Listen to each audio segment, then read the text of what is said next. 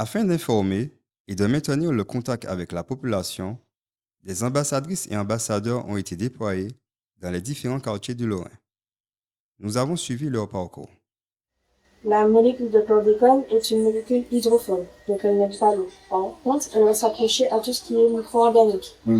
Donc, Alors, tout ce qui se trouve dans l'eau sera contaminé, mais l'eau ne sera pas contaminée. Non, exactement. Non. C'est difficile à voir, mais c'est une réalité. Effectivement, c'est une réalité. C'est pour ça C'est une réalité. Ça veut dire que si nous versons un sac de chlorure dans une piscine, que vous plongez dans la piscine sans goûter une goutte d'eau, vous ressortez, vous vous douchez, vous n'avez pas de chlordécone dans l'organisme. Lorsque vous allez manger et boire, que vous serez contaminé. C'est effectivement. Je répète toujours que l'eau est contaminée, l'eau est contaminée, l'eau est contaminée. Il faut savoir effectivement que comme c'est une molécule hydrophobe, forcément, c'est pas vivant, c'est pas quelque chose qui a besoin de l'eau pour vivre. Vous comprenez? C'est comme si c'est un grain de sable qui était non. Si vous avez des poules, elles sont en liberté, elles sont sur un terrain contaminé. Vous pourrez ingérer de la terre, donc elles vont ingérer aussi de la chlordécone. Elle sera contaminée. Et si elle produit des œufs, elle va aussi contaminer ses œufs. Si la poule a 0,1 microgramme de chlordécone, le veau a 0,4. Voilà. Donc manger un œuf contaminé, c'est l'équivalent de 4 poules contaminées. Et manger un œuf contaminé, vous contaminez pour 1 an. Un seul. Et tout en sachant, il faut 1 an pour vous décontaminer. Ah ben bon. La chlordécone, c'est une molécule de synthèse qui a été fabriquée en laboratoire. C'est pour chasser les larves de charançon. C'était une petite poule blanche qui mettait au pied des bananiers. Oui. Est-ce que vous savez ce que vous pouvez manger sans qu'il y ait de chlordécone dedans? On ne le sait pas. S'il y a ça. Si, en soi. Parce que, en fait, tout ce qui est hors sol, tout ce qu'on voit, genre de la papaye, du pain, de l'avocat, même de la tomate, de la laitue aussi, si on enlève les premiers en feuilles, bien sûr. Tout ce qu'on voit, qui est hors sol, pas de danger niveau chlordécone. Par contre, tout ce qui va se trouver dans le sol, d'achille, patates, carottes, navets, lentilles. Aussi, Voilà. Manioc, tout ce qui est racine. Là, il y a un souci si le terrain est contaminé, bien sûr.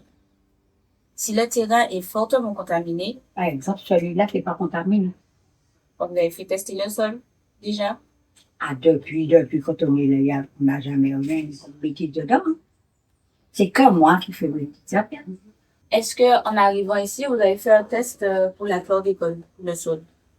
Parce que peut-être avant, il y avait quelqu'un qui faisait quelque chose. Peut-être. Mais vous pouvez faire. Je ne le fais pas souvent. C'est gratuit le test du sol. Donc vous allez nous donner votre numéro de téléphone et ils vont vous appeler. Et puis, l'endroit. Voilà. Quand ils vont vous appeler, si c'est possible. Si le terrain est vraiment contaminé, il ne faut pas consommer du tout. Si le terrain est passablement contaminé, vous pouvez consommer, mais de manière très modérée. Ça veut dire qu'au lieu de manger toute la semaine des légumes, vous allez manger peut-être 1 à 2 fois par semaine. Pour les préparer, il faudrait bien laver avant, éplucher bien épais, relaver après, pour pouvoir consommer les légumes. Ouais. Et les épluchures, il faut les mettre en sachet et les jeter à la poubelle. Parce que si vous prenez des épluchures, il y a de la chlordécone dedans, vous mettez sur votre terrain, C'est pareil. votre terrain aura de la chlordécone. Tu bois de l'eau du robinet. Oui. T'as un problème, ça te pose aucun problème. Voilà, justement. Tu as raison de continuer à boire ton eau du robinet. Par conséquent, tu as entièrement isolé boire ton eau du robinet, effectivement, puisque c'est traité par une usine avivée, qui est la bière de la Caraïbe, avec un suivi permanent sur la qualité de l'eau au départ quand on est arrivé à ton robinet. Donc, si il n'y a pas de problème, tu peux continuer à boire ton eau du robinet sans problème. Tu achètes du poisson ou si tu en achètes? J'achète plus au libre service. Alors, moi, je peux déjà te dire que le petit poisson sur la côte atlantique, je peux un petit peu éviter, puisque c'est les eaux de ruissellement, des habitations, des champs de bananes, des exportations, et ça descend dans la rivière.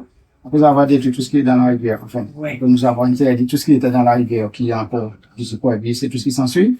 Enfin, c'est la côte atlantique, le récif là qui est contaminé. Et il vaut mieux effectivement éviter de manger sur tout ce qui est sous ce récif-là, donc de grands et de François, puisque de trop contaminé également par les petits poissons qu'on va manger. Nous sommes tous concernés par la problématique du chlordécone. Agir pour sa santé, c'est s'informer et adopter les bons gestes.